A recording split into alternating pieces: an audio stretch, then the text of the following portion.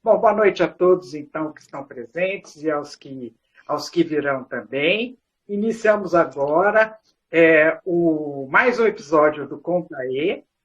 Hoje, recebendo a empreendedora Valéria Chociai, que tem 43 anos, e em 2019 deixou tudo para trás. Rompeu com uma carreira de 20 anos na área de gastronomia para se dedicar ao estudo do movimento Slow.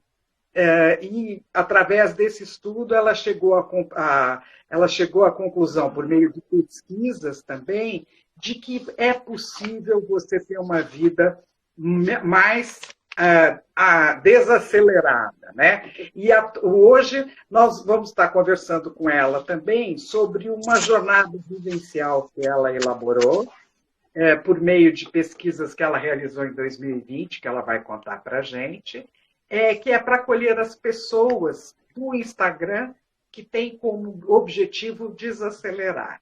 Nós também colocamos no nosso título, né, como é que a mulher, a vida começa com a mulher aos 40 anos.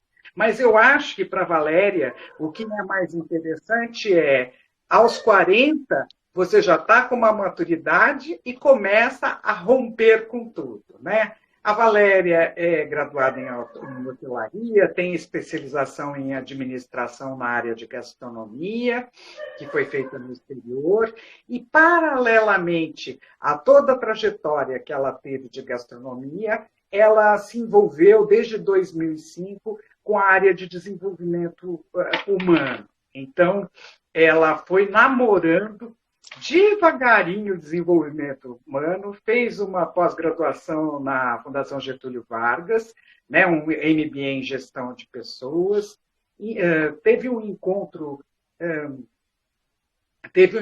com alguns outros suportes que ela vai contar para a gente quais foram. Hoje ela trabalha como coach e mentora, é praticante do PNL e, principalmente, que eu acho que é o motivo dela estar aqui hoje, é que ela conseguiu romper com a sua carreira e viver uma vida mais desacelerada. Então, boa noite. Boa noite, Valéria. Boa noite, tudo. É sempre muito curioso para mim, eu ainda não estou acostumada a ouvir outras pessoas falando do meu currículo. E eu fico, caramba, quanta coisa eu já fiz nessa vida, né? Olha só. E eu pelo menos não sinto que eu esteja nem no meio dela, né? Então, quanta possibilidade que eu vejo pela frente comparado com o que eu já fiz lá para trás. Muita possibilidade mesmo, né? Então, Nossa. Nós vamos começar a conversando sobre isso. Eu vou depois deixar na biografiazinha, a sua biografia com as suas titulações, que são bastante e bem diversificadas, para o pessoal ficar encantado com todos os estudos que você fez. Ela é nova, mas ela é bem estudiosa e bem dedicada ao estudo. Conta para mim como foi esse rompimento que você teve, 43, com 40, há 2 anos, de 2019 para cá. Na verdade, foi após os seus 40 anos, né? Foi. E o que ele representou para você, esse encontro com o movimento de Slow Life, né? Quer dizer, e como ele te ajudou a fazer esse rompimento com a sua carreira de sucesso na área de gastronomia? Olha, em primeiro lugar, eu acho importante dizer que não foi uma coisa repentina, né? Eu acho que, assim, eu tenho 20 anos de carreira, mais de 20 anos de carreira na gastronomia, e 10 anos de busca por um equilíbrio e um bem-estar pessoal em paralelo, né? Então, não foi um rompimento do dia para a noite. Então, 10 anos atrás, quando eu comecei a me atentar para outras possibilidades que existiam de qualidade de vida, de definição de sucesso, de tudo mais, pesquisando, estudando, né, com essa mesma curiosidade que eu tenho para outros assuntos, mas trazendo para a minha vida pessoal, eu fui descobrindo novas formas de atingir as coisas que eu queria atingir a partir de então. E uma dessas formas foi através do guarda-chuva da Slow Life. Então, dentro desse movimento, eu encontrei pessoas que pensavam da mesma forma como eu, que buscavam as mesmas coisas que eu e que podiam me ajudar nessa trajetória, principalmente me dando aquele suporte emocional de não achar que eu estava nadando tanto contra a maré. Porque eu estava cercada de pessoas que viviam ainda dentro do meu antigo padrão, da minha antiga definição de sucesso, e que questionavam: o que você está fazendo? Não é por aí, você está errada, você está louca, você, né? E por aí vai. Então, o papel de encontrar, né, o movimento Slow nessa minha jornada foi muito importante, porque deu um embasamento emocional, afetivo e, de certa forma, até teórico, para eu conseguir fazer essa guinada na minha vida. Não era a minha intenção, a princípio, deixar a gastronomia. A minha intenção era negociar um meio termo entre a loucura que é viver dentro de um ambiente de restaurante, ou de vários outros ambientes de gastronomia, né? Eu falo de restaurante porque era a minha realidade, mas não é só em restaurante. É um ritmo muito frenético. Então eu queria encontrar um meio termo. Quantas horas você trabalhava por dia nessa época? O ideal, né, assim, para conseguir dar conta, era alguma coisa de 10 a 12 horas por dia. Mas chegavam dias de trabalhar 14, 16. Com o tempo eu fui reduzindo isso, mas o que eu queria mesmo era que isso não ultrapassasse 8 horas por dia como regra, né? Um ou outro dia, tudo bem, mas como regra não. Então eu fui tentando negociar algumas coisas para conseguir, né, equilibrar tudo, e não foi possível. E não foi possível, eu vejo, principalmente eu acho muito importante dizer isso, é que não foi possível não por má vontade das pessoas que me contrataram ou por má vontade de qualquer uma das partes. Não foi possível porque o mercado de gastronomia é assim mesmo, ele tem um peso que envolve aí decisões sindicais, decisões governamentais, que pressionam tanto o funcionário quanto o patrão a viverem nesse ritmo alucinado, né? Então eu precisei romper com esse ambiente e esses contratos, porque não deu para chegar num meio termo. E doeu, não vou dizer que foi fácil, não. É uma característica do mercado que você atuava, né? É uma característica, exatamente. Então, assim, é tudo previsto em lei, eu não era explorada, né? Eu fazia o que era ali, era o que estava previsto, é isso mesmo. Não tinha como ser diferente? Não no Brasil. Não com a carga tributária, não com a CLT do Brasil, não tinha. Então eu precisei escolher, eu vou continuar, né, dentro desse mercado louco, ou eu vou dar um passo atrás e buscar um outro caminho. Depois de refletir bastante, eu acabei decidindo mesmo dar esse passo atrás, porque eu sou mais importante do que a minha carreira, simples assim. Tá. Foi muito corajoso, né? Como é que foi, então, esse ano sabático para você? 2020, então, foi um ano sabático. Assim, 2019, você fez o rompimento, você tinha feito planos para 2020? Eu tinha feito muitos planos para 2020. Eu me organizei para quê? Eu me organizei para sair do restaurante, né? Eu deixei o restaurante que eu trabalhei por mais de 15 anos em dezembro de 2019, e eu pretendia, durante o 2020, realmente fazer um ano sabático. descansar em primeiro lugar, e aí a partir de abril começar a viajar. Tinha viagens já compradas, outras que não estavam compradas, mas que já estavam organizadas. E aí, em março, né, um mês antes de eu começar a viajar, veio a pandemia, acabou com tudo e meus planos acabaram mudando. Tanto que eu falo, meu sabático de 1 ano, hoje, eles já foram reestruturados para acontecerem pelo menos 3. E aí, já que eu não ia viajar, e já que eu também não queria só ficar em casa sem fazer nada, por mais que eu goste e valorize de fazer nada, mas só isso também ainda não é para mim.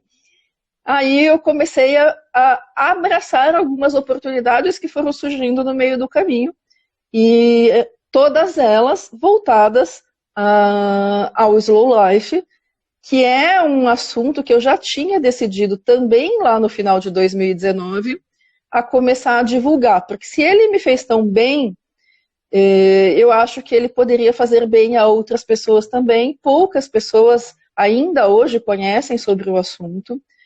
Hoje a gente ouve muito essa história. Desculpa, você ia falar alguma coisa? Fala. Eu ia pedir justamente para você explicar o que é a Slow Life, né? E como é esse movimento, para que as pessoas já devem ter ouvido falar de do Slow Food, enfim, mas eu acho que você podia contar como é que esse movimento se coloca, né? O movimento Slow, ele é, para mim, muito, muito antigo. Até onde eu tenha conseguido pesquisar, a gente já tinha estoicos gregos falando sobre o uso mais consciente do tempo, sobre você ter contato com a natureza, respeitar os ritmos da natureza, tudo mais. Mas, assim, para a nossa geração é uma coisa um pouco mais recente, a conversa da desaceleração. Ela nasceu lá em meados dos anos 80, na Itália, quando Carlo Petrini fundou o movimento Slow Food. E aí, o que se relacionava à mesa e ao entorno da mesa, a cadeia produtiva, né, de tudo que envolve os alimentos, os ingredientes, isso acabou se expandindo para outras áreas da vida. Né? Então, hoje a gente tem Slow Beauty, Slow Fashion, Slow Travel, e a Slow Life, que engloba... a Slow Life que acaba englobando a nossa vida pessoal como um todo. E significa, basicamente, você descobrir quem você é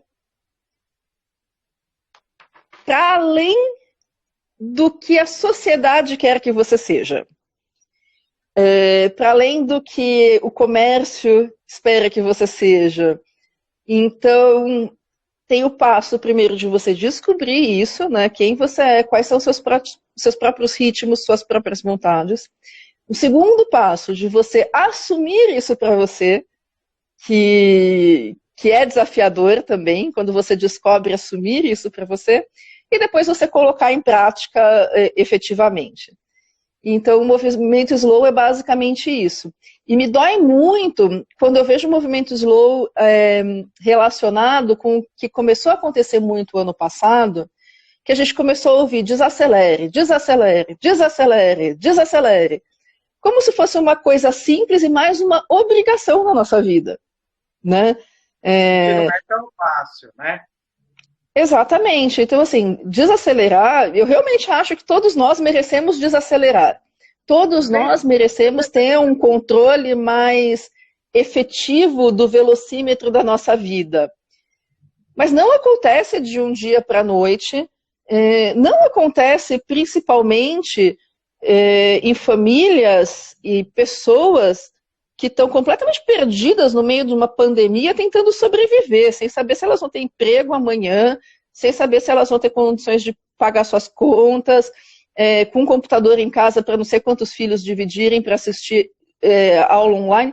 Então, assim, o momento do desacelere, para mim, ele é complicado de ser aceito com todo esse carinho, né? Eu fico feliz que a gente esteja falando mais sobre o movimento Slow, mas eu falo assim, peraí, vamos com calma, porque até nesse momento a gente precisa escolher as nossas prioridades. Minha prioridade agora é sobreviver, ou minha prioridade é realmente pensar na minha vida como um todo e fazer planos. Tem pessoas que têm esse tempo e essa energia para isso nesse momento. Ótimo, então vem. Mas não dá para você deixar as pessoas que não conseguem desacelerar se sentindo mal e se sentindo fracassadas por não conseguirem, né? Sim. Porque aí, ao invés de ser um encontro transformador, vai ser um encontro frustrante, né? Exatamente. Eu gosto muito desse apontamento que você faz, né? Porque é um quadro verdadeiro e real sobre a situação que nós vivemos e, e o cuidado que a gente deve ter com esses convites. Vamos e como vamos, né? Conta para mim como foi essa sua pesquisa. Você realizou uma pesquisa, não foi? O ano passado, os resultados dela que geraram a sua jornada, né? Você poderia contar um pouco dos resultados da pesquisa? Vamos lá. Então, primeiro, por que eu fiz a pesquisa, né? Sim. Eu fiz a pesquisa porque toda vez que eu conversava, toda vez que eu conversava com algumas pessoas, contando do meu processo de desaceleração e das minhas conquistas, me falavam que eu só tinha conseguido porque eu sou uma pessoa privilegiada. E não estou desmerecendo os meus privilégios, porque realmente, assim, o fato de ser branca, o fato de ter uma educação de primeira linha, o fato de ter conseguido me organizar financeiramente, inclusive, para fazer essa transição de carreira, de ter uma renda que vá me bancar, né, para isso. Eu sou muito privilegiada, não estou tirando a razão das pessoas. Você também é organizada, né? Você exatamente. Muito para isso, né? Não é uma coisa... o privilégio, ele não é um milagre que cai do céu também sozinho, muitas vezes. Uma parte, sim. Outra, você constrói. E aí eu fiquei incomodada, me perguntando, será que só as pessoas que são privilegiadas como eu, ou mais privilegiadas, enfim, mas só as pessoas que têm privilégios, elas conseguem desacelerar? Será que isso é só por uma parcela tão ínfima assim da população? Então eu saí atrás de pessoas que eu não conhecia e que tivessem as mais variadas características, rendas, condições socioeconômicas, homens, mulheres, todas as idades, para conversar com essas pessoas que disseram para mim que, assim, eu já desacelerei. Eu consegui chegar no que eu considero o meu patamar de vida ideal, é assim que eu quero que continue, tenho ambições, tenho sonhos, tudo mais, mas eu desacelerei, é assim que eu quero tocar minha vida agora. Que, em primeiro lugar, é uma coisa muito rara de acontecer, mas aí já tem a resposta também que é possível. Conversei com essas pessoas, e aí, tanto nas entrevistas, né? Primeiro eu fiz uma entrevista por escrito, né? Com formulários, tudo mais, as pessoas me responderam, e depois eu tive o prazer de conversar pessoalmente com essas pessoas para elucidar alguns pontos que não tinham ficado claros para mim. E aí, respondendo a minha primeira pergunta, é que sim, é possível você desacelerar mesmo que você não seja uma pessoa privilegiada. Ainda que todas as pessoas, né, eu sempre gosto de falar isso, todas as pessoas que eu entrevistei, elas tinham pelo menos um teto sobre a cabeça e comida na mesa. O que, de certa forma, não deixa de ser um privilégio no Brasil. Né? Sim. O privilégio no Brasil no momento pandêmico, né? É que essa pesquisa ela foi feita assim, bem no comecinho da pandemia, então ela nem abarca aí, né, a questão da pandemia em si. A gente já estava, mas ainda estava num momento muito mais tranquilo e esperançoso do que o que a gente está vivendo hoje. Mas eu conversei com pessoas de renda muito baixa a pessoas de renda muito alta também, foi realmente uma gama muito grande. Mas assim, é possível sim desacelerar, desde que esta seja a sua intenção. E com relação aos resultados da pesquisa, eu acho que tem muita coisa para eu falar. Eu vou falar os 2 pontos que eu acho que chamam mais a minha atenção e que podem ser, de repente, modelados por quem está escutando a gente. E o primeiro deles todas essas pessoas relatam que houve um momento na vida delas onde a chave virou e elas decidiram mudar de vida. Elas tomaram a decisão de fazer alguma coisa a respeito. Infelizmente, a maioria dessas pessoas, esse momento de basta aconteceu por causa de algum trauma. Ou a pessoa perdeu o emprego, ou perdeu um ente querido, ou sofreu algum acidente, alguma merda, literalmente, no sentido da palavra, aconteceu com a vida delas. Tá. Isso para mim é muito, muito triste, e aí eu fico sempre falando, gente, tomem as suas decisões, se possível, antes de que isso aconteça com você, porque a gente está sujeito que aconteça com todo mundo, né? Mas se a gente toma a decisão antes de um momento de trauma, fica muito mais tranquilo, compassivo, gentil, executar todo o resto do que vem atrás dessa decisão, né? Sim. E depois da decisão tomada, o que me chamou bastante atenção também é que praticamente todas as pessoas, eu não vou lembrar a porcentagem, tá? Mas assim, praticamente todas as pessoas, de alguma forma, transformaram esse desejo de desacelerar em um projeto de vida, né? E quando a gente fala em projeto de vida, então ele inclui o curto prazo, o que eu vou fazer agora para, tipo, tirar a corda do meu pescoço e me desafogar, e às vezes isso significa simplesmente tirar um dia inteiro para dormir. Há ações de médio e longo prazo também. Então, questões de transição de carreira, mudança de endereço, mudanças radicais com os seus relacionamentos, que incluíam não só separações, divórcios, não, mas também reatar laços familiares deixados pelo caminho, sabe? Então, todas as pessoas, de alguma forma, consciente ou inconscientemente, elas transformaram essa decisão de desacelerar em projeto de vida. Então, ficam essas duas dicas. Primeiro, decida. E tendo decidido, coloca foco nisso, trabalha isso como um projeto. E que aí, aos poucos, vai acontecendo. Isso é muito importante. Depois, eu estava observando que você também tentou em 2020, escrever um livro. Aliás, você escreveu um livro, né? Você pode contar para a gente no que esse livro se transformou também, né? Que ele deu suporte à sua jornada de vivência, né? Sim. Eu acho, na verdade, que você tá...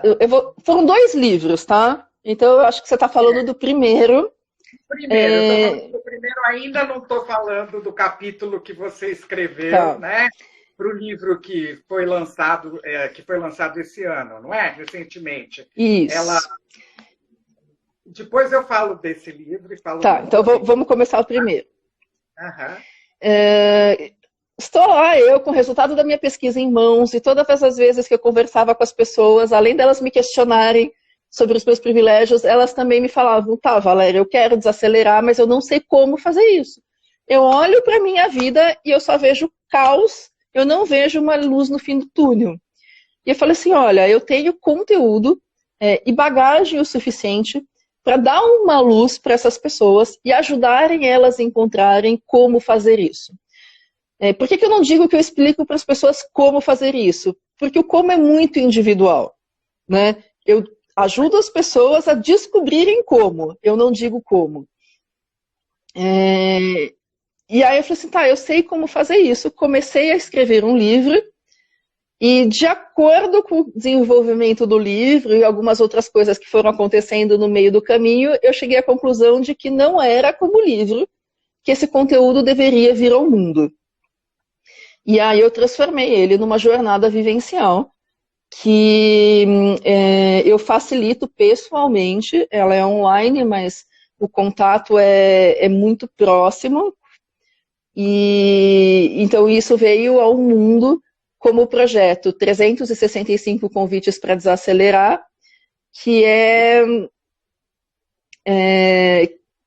o meu xodó no momento, assim. Tem um amor de filho por ele mesmo. Como funciona? Ele funciona, é um perfil fechado dentro do Instagram, tá?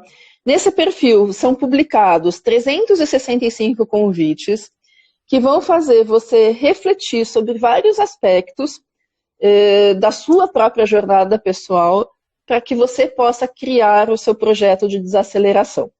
E paralelo às reflexões, existem convites que são um pouco mais práticos, coisas que você pode tentar fazer no seu dia a dia, e eu incentivo que todas as pessoas realmente tentem cada um dos convites, aceitem cada um dos convites, porque existem algumas coisas que a gente pensa, isso não é para mim, mas na hora que a gente vai fazer, a gente descobre que tem um ganho. Ou coisas que a gente bate o olho também, nossa, quero muito isso, e a hora que vai fazer não era tudo aquilo. Né? E a gente só descobre na tentativa e no erro. Então o convite é para aceitar, experimentar e descobrir o que funciona para você.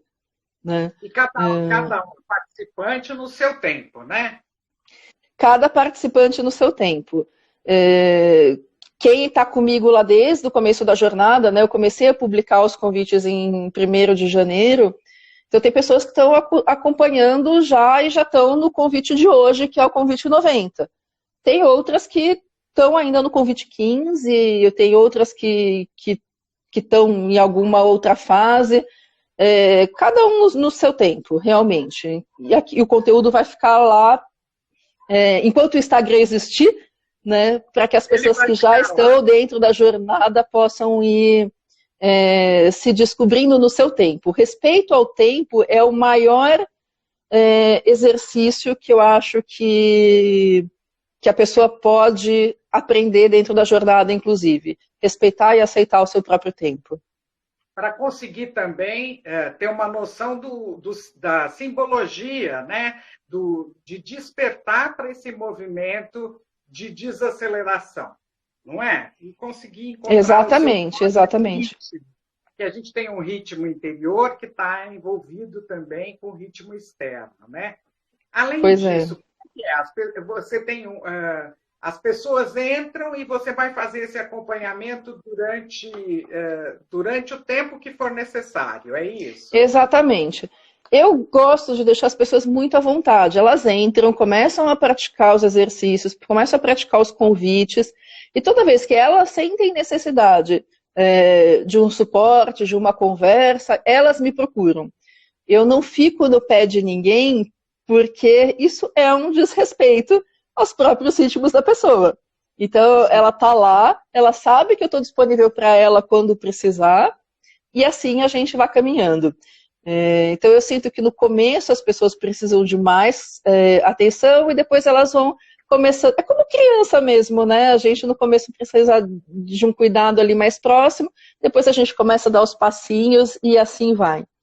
E o que eu gosto realmente, um carinho extra que esse contato me traz é o fato de que a gente acaba extrapolando os relacionamentos para além da jornada. Então, eu digo que assim, amizades reais e laços reais estão sendo formados ali de pessoas que eu quero manter para a vida. São meus mentorandos, são os participantes da jornada, mas já são amigos queridos. Isso é muito bom. E você comentou que tem um número, que você tem um projeto de número de pessoas que possam estar dentro da jornada. Você poderia contar qual é o número, como as pessoas interessadas também podem fazer para participar? Pelo formato da plataforma que a jornada foi construída, a gente tem um acesso limitado a 1.000 pessoas. Eu bloqueei 1.000 pessoas. Mas eu divulgo esse projeto de uma forma muito slow também. Porque apesar de caberem lá 1.000 pessoas, eu não quero que entrem 1.000 pessoas ao mesmo tempo. Você não vai dar conta. Que eu não dou conta. Então eu fico trabalhando para que entrem assim, tipo 2, 3 de cada vez, para que eu possa ser fiel a essa proposta minha de realmente acompanhar as pessoas e dar a atenção que elas precisam, principalmente no início da jornada. Eu também não quero abraçar uma causa muito maior do que eu consigo fazer da forma como eu quero fazer, que eu gostaria de fazer, porque senão eu estou transformando a minha vida num novo estresse, que não é a intenção. Mas é isso. Então, aos pouquinhos, a gente vai divulgando, aos pouquinhos as pessoas vão entrando, e assim a gente consegue cuidar de cada um. Bom, nesse semestre, né, você é coautora de um livro lançado, chama-se Metamorfoses da Maturidade, né? Esse livro, Isso. você escreveu um dos capítulos e ele foi publicado pela editora Humanas, Humanos. Pelo Humanos, né? E quem organizou foi a Giana Benato, né? Ela, inclusive, estava online. Não sei se ainda está, mas eu vi o nomezinho dela entrando aqui. Nesse livro, inclusive, a proposta era revelar as experiências de mulheres depois dos 40 anos de idade, né? O que você selecionou para falar da sua experiência pós 40 anos? Como a Giana me conhecia exatamente pela minha conversa sobre o movimento Slow, foi isso que ela me convidou para escrever no livro, focar no livro, e eu aceitei prontamente porque é o que faz sentido para mim, né? A minha vida depois dos 40, eu escolho baseá-la num modo de viver slow. Então, sobre isso que é o capítulo, eu conto um pouquinho de como eu cheguei ao movimento slow e o que ele significa, assim, então bem descritinho, todos os pilares, o histórico, como colocar em prática, assim, uma pitadinha, né, de como colocar em prática, mas é isso, é esse o capítulo que chama Viver com Prazer. Viver com Prazer. Eu tive a oportunidade de ler e é exatamente isso, né? Você poderia dizer quais são esses pilares para quem se interessar ou quem se interessar para a leitura, além da leitura do livro, quais são os principais pilares para despertar as pessoas para o movimento slow? Então, eu acho válido dizer que esses pilares, eles foram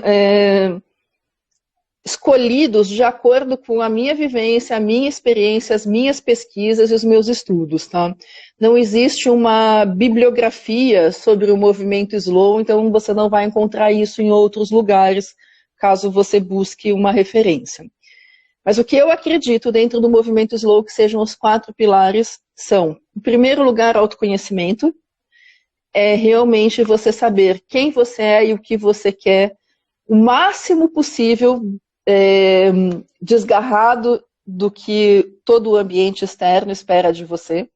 Eu acho que 100% nunca vai ser possível, e tudo bem, mas quanto mais você conseguir chegar perto de você e se afastar do externo para você tomar as suas decisões, melhor. Então, o primeiro passo é o autoconhecimento. Depois que você parte do autoconhecimento, na verdade depois não, mas junto, porque eu não vejo que seja possível autoconhecimento sem presença, né? Então, o segundo pilar é a presença, é o antídoto do piloto automático, é você deixar de fazer as coisas sem pensar no porquê você está fazendo, é você tomar cuidado com as suas escolhas, com as suas atitudes, com a intenção do momento que você está vivendo, qual é o significado que as coisas têm para você, né? Então esse seria o segundo pilar.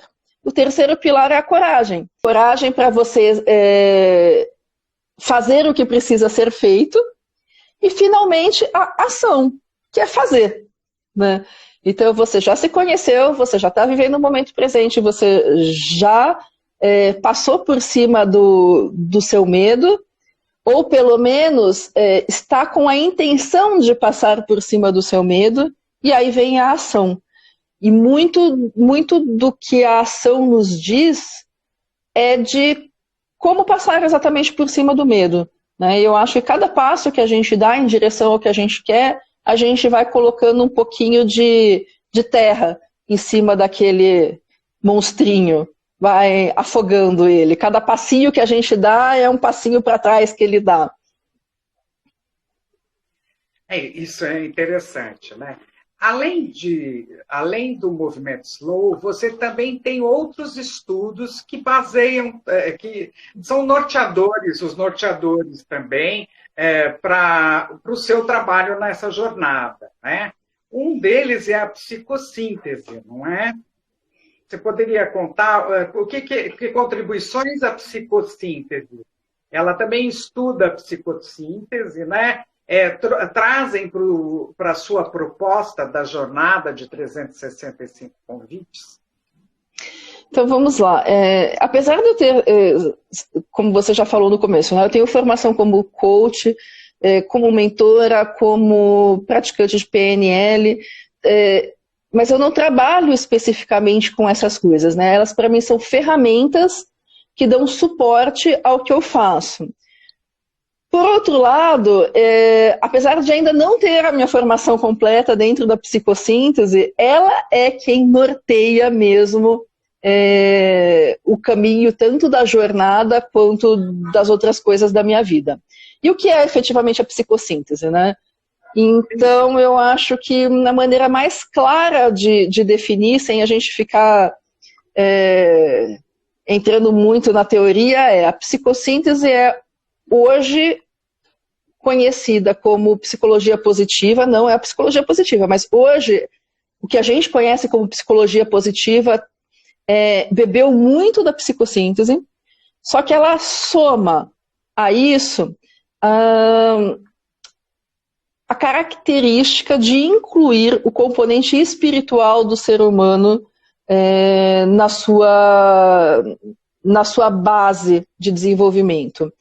E como esse conteúdo espiritual não é provado cientificamente, a psicossíntese não é estudada, por exemplo, dentro de uma faculdade de psicologia que busca só o que já é comprovado, né?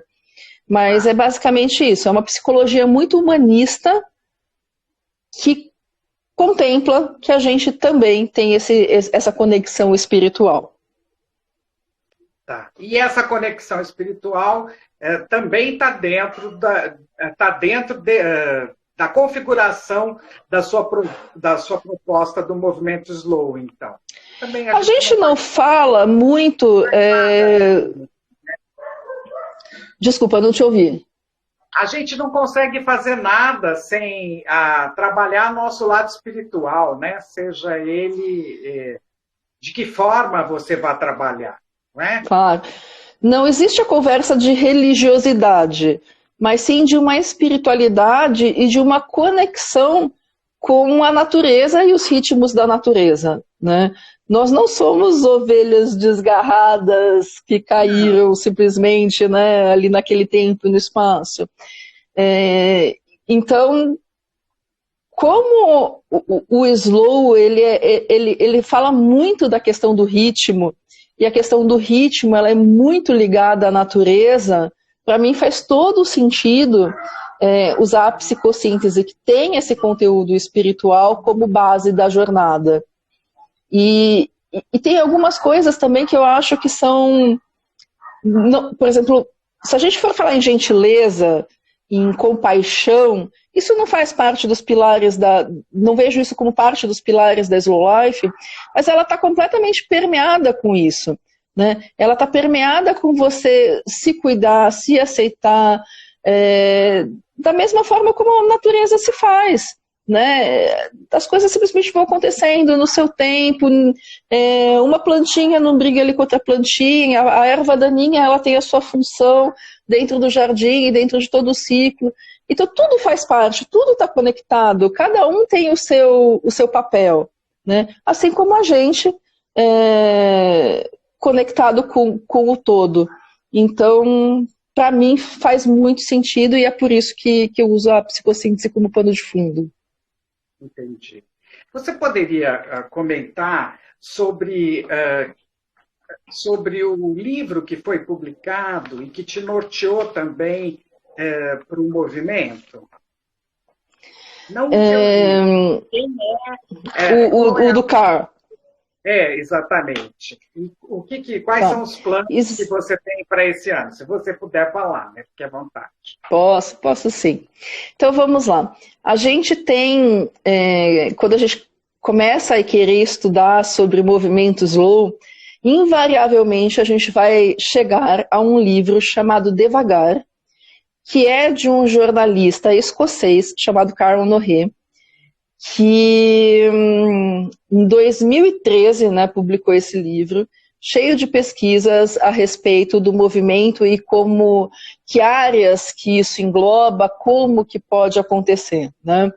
Então, o Devagar foi o primeiro livro dele, ele já publicou outros depois, mas esse eu diria que é a bíblia do movimento slow. Então, ele não é o criador do movimento slow, mas ele é quem foi pesquisar e conseguiu fazer um melhor e mais amplo resumo a respeito do assunto. E aí, recentemente, né, o Carl lançou um outro livro, que ele vai bem na direção também do meu próprio projeto. O livro dele se chama... é um workbook, na verdade, um livro de exercícios, que se chama 30 Days to Slow. Então, 30 dias para você desacelerar. Diferente do... Eu sempre gosto de colocar as diferenças e as semelhanças, porque... para deixar claro, né, onde a gente vai entrar no que eu vou te falar. Tá. Os 365 convites para desacelerar, eles tratam de um projeto de vida, de você se desafogar agora e pensar a longo prazo. Esse livro do Carl, que é muito legal, ele é bem pontual. É o que você vai fazer agora para apagar seu incêndio, né? Então, assim, um livro de exercícios para você carregar debaixo do seu braço durante 30 dias. E aí, como a gente... Com esse momento que nós estamos vivendo já. Exatamente. 2020, né? Porque, assim, até porque para a gente poder pensar a longo prazo, a gente precisa estar bem agora, né? Não dá para sair fazendo planos enquanto a gente não tem nem condições de fazer os planos. E eu, como tenho contato com muitas pessoas da comunidade Slow, e acabei tendo contato com ele também, a gente conversou de fazer uma série de lives que vão acontecer a partir de junho, falando desse livro e dos 4 capítulos desse livro, quais são os exercícios, quais são as propostas que ele traz. E por que a gente resolveu fazer isso? Porque o livro, infelizmente, ainda não foi traduzido para o português, não existe uma previsão de quando isso vai acontecer, mas a gente queria que as pessoas aqui conseguissem acessar este conteúdo. Então, juntos a gente vai fazer essa explicação do conteúdo nas lives e depois eu vou ficar disponível para as pessoas offline para as questões de explicações mais práticas, caso elas não tenham entendido o inglês da coisa. Mas como é um livro de exercícios, é muito tranquilo. Deve ser bem ilustrado. Não é bem ilustrado, mas tem uma linguagem muito tranquila, dá para navegar muito bem, e eu estou dizendo isso porque eu tenho o livro, né, e eu pus na mão de pessoas que tinham um grau de conhecimento da língua bastante básico, e a proposta realmente é essa. Eu fico disponível para as pessoas depois, para ajudar com a tradução literal mesmo dos exercícios, porque é um livro que tem muito valor. Então, a comunidade Slow tem isso, né? A gente é muito parceiro, não é porque ele tem um produto e que eu tenho um produto que possa ser visto, de repente, como concorrente, que a gente não se ajuda. E isso é uma coisa muito legal. Existe um senso de comunidade das pessoas se darem a mão, que eu acho muito bonito. E isso é só mais uma coisa que me encanta. Oi? Os exercícios vão ser uma contribuição muito grande para que as pessoas também tenham uma melhoria na sua saúde mental e na sua saúde física. E que elas consigam identificar todas as características que você colocou do movimento slow, quer dizer, introjetar, né? Introjetar tudo isso. Então, acho que você vai complementar essa sua caminhada a partir de junho, né? Junho. Por que só a partir de junho? A gente começa a divulgar isso agora, depois da Páscoa, mas como é um livro importado, a Amazon só está sendo vendido pela Amazon, né? Ela está demorando de 1 mês a 45 dias para entregar o livro na casa das pessoas. E o ideal é que as pessoas realmente tenham o livro, porque tem muita coisa para se escrever, para planejar, para descobrir ali. É muito legal ter o livro. É um livro que você vai carregar debaixo do seu braço durante um mês.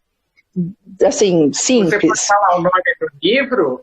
Então, é o 30 Days to Slow Workbook. É o livro dele. Então, assim, quando você começa a fazer os exercícios, essa questão de tipo, você estava me falando que autoconhecimento é um pilar, tudo bem, mas aonde eu tenho que focar meu autoconhecimento? Como eu faço para me autoconhecer? Como que isso funciona na prática? Né? Beleza, eu preciso ter presença, mas como que eu pratico essa presença? Quando a gente fala de presença, a gente basicamente pensa em meditação. Será que é só com meditação? Sim. Será que é só com yoga? Não tem mais, né? Então, tem mais. E é através desses exercícios, no caso do livro do Carl, que a gente vai ler, tem esses 30 dias primeiros, né? Que é uma proposta também muito semelhante aos 365 convites para desacelerar, só que eles são 30 dias para desafogar agora. E o meu é tipo longo prazo para você pensar na sua vida a longo prazo. Duas propostas complementares baseadas na mesma coisa. Como eu faço isso? Prática. É prática mesmo, né?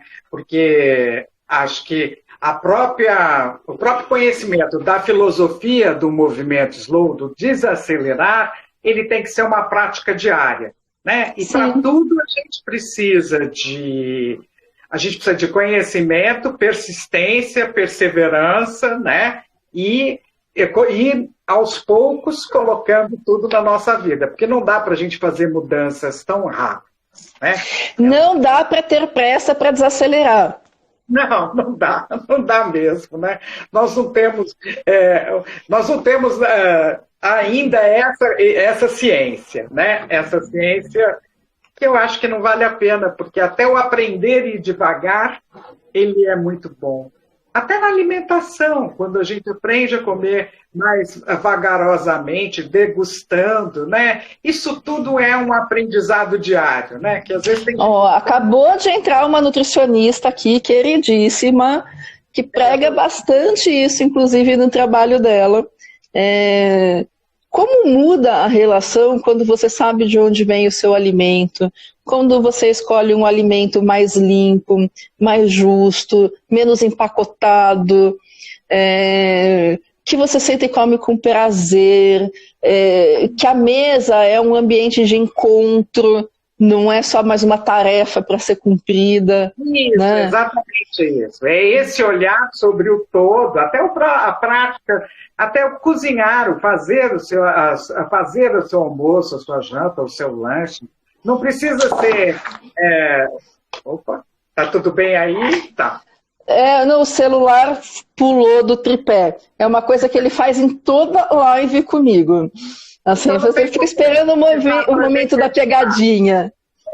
Eu acho que o diferencial de tudo isso, desse aprendizado, é você conseguir olhar as coisas vagarosamente e praticá-las também, sem estar envolvido nessa aceleração que São Paulo, a própria nossa cidade, nos exige muito, né? Com essa urbanidade que a gente tem. E hoje eu acredito, e hoje mesmo com o trabalho remoto, que algumas pessoas estão fazendo, elas tiveram que adaptar suas casas aos seus escritórios, quer dizer, tiveram que aprender outras habilidades. Então, nós estamos vivendo um momento de adaptação, né? Então, por isso que eu acho que é muito bem-vindo todo esse trabalho que você está desenvolvendo. Eu acho que ele é bem-vindo porque ele vem para um momento onde a gente tem que aprender a fazer isso, né? As empresas, para se adaptarem aos home offices, elas precisaram também criar práticas, né, de meditação, de yoga, para conseguir fazer, ou até happy hours depois, mesmo que online, para fazer com que os seus tenham qualidade de vida. E eu acredito que a sua proposta, tanto da jornada de vivência, dos 365 convites, não é? 365 convites para desacelerar. Para desacelerar. Bem como que você vai fazer a proposta dos exercícios baseada no meu livro, elas vão contribuir também para a qualidade de vida, o desenvolvimento pessoal, não é? E talvez uma melhor compreensão do que é esse desacelerar, né? Então, deixa eu só dar uma olhada aqui. Nós estamos quase em cima da nossa hora. Eu gostaria, então, para a gente ir fechando, né? Que você deixasse se você tem mais alguma coisa, alguma consideração a fazer sobre esse nosso bate-papo, como as pessoas podem te encontrar, eu vou colocar depois, mas se você quiser falar, fique à vontade. Então vamos lá. Para encerrar, eu gosto sempre de me colocar à disposição para conversar com as pessoas, porque durante o tempo de uma live, com tanto assunto, a gente acaba fazendo, de certa forma, uma bagunça, né? Fica uma confusão. O que eu tiro dessa conversa toda para a minha vida? Então, eu gosto de me colocar à disposição para conversar individualmente com cada pessoa que assistiu e que tem qualquer tipo de dúvida sobre esse assunto. E a forma de me encontrar melhor é através do meu Instagram pessoal, que é o @valeria.sociais. A única rede social que eu uso é o Instagram. Eu escolhi focar minha atenção nela. E ali, praticamente todos os dias, eu estou aparecendo em algum momento, realmente muito disposta a formar conexões genuínas e ajudar quem quer que eu possa ajudar dentro desse assunto da desaceleração. Então, essa é a primeira coisa. A segunda, se a pessoa se interessou pela jornada, pelos 365 convites para desacelerar, tem um site que explica bem mais detalhadamente como funciona a jornada. Então, o site é o nome do projeto mesmo, www.365convitesparadesacelerar.com.br.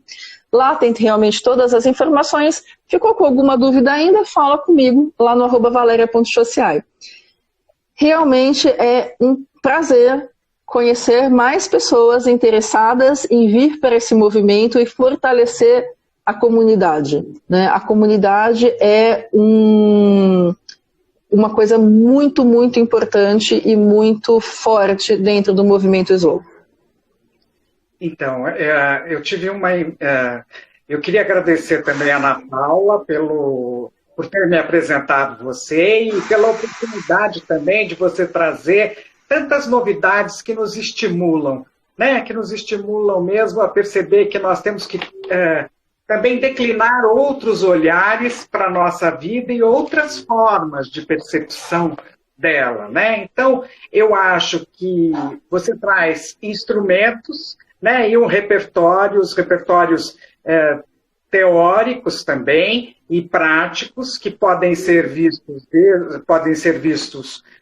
no capítulo do livro, né, que foi lançado, que depois eu vou deixar aqui o link para que as pessoas possam ter acesso também, até pela sua proposta da jornada, né? Então eu escolhi uma frase para a gente encerrar, para que inspire as pessoas com relação ao tempo, que é do Thoreau, que diz: nada é tão útil ao homem como a resolução de não ter pressa. Vamos aprender, então, a andar um pouco mais devagar e a observar. Vamos entrar no movimento, né, do slow. Né? Vamos entrar no movimento do slow. Muito obrigada. Eu acho que você escolheu a frase perfeita.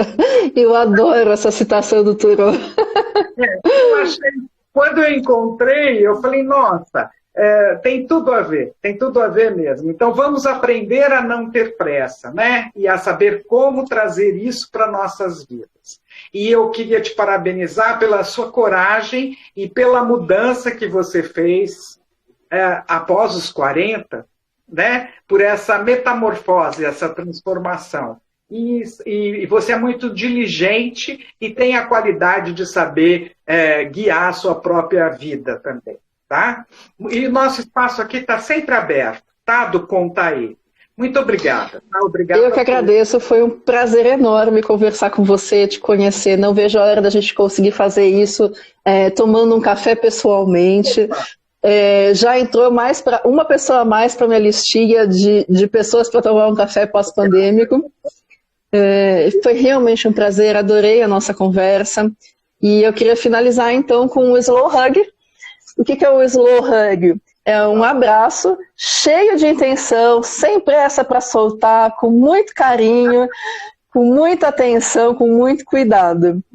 Um Slow Hug, então, para você e para todo mundo que está escutando a gente. Sinta-se abraçada, muito abraçada. Tá? Obrigada.